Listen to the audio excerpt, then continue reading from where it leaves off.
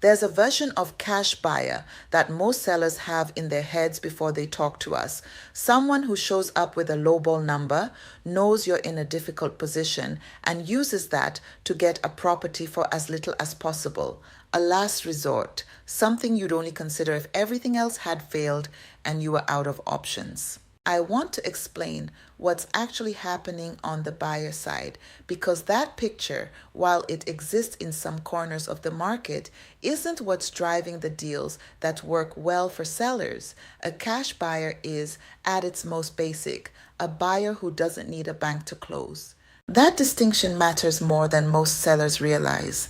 When a retail buyer finances a purchase, there are layers between the contract and the closing that neither the buyer nor the seller fully controls.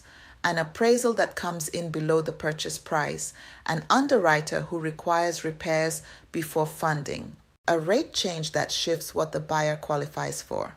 Any of these can delay a closing, renegotiate the terms, or kill the deal entirely, often weeks or months after the seller thought the hard part was over. A cash buyer removes all of that. The closing timeline is a business decision, not a banking process. The condition of the property doesn't trigger a lender's requirements. There's no appraisal that can come back wrong. What's agreed on is what closes. For a property that moves cleanly through the conventional process, retail-ready condition, priced at market, attracting qualified finance buyers, the cash premium isn't always worth prioritizing.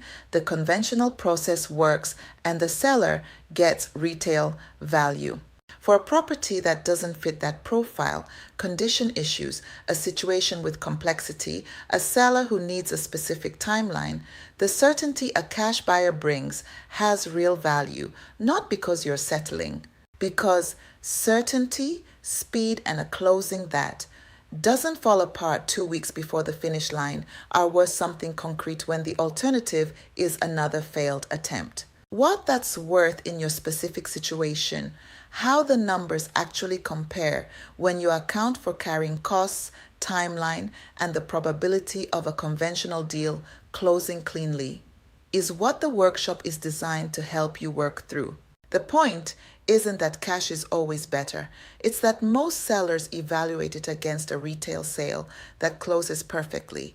And for a lot of properties, that's not the right comparison.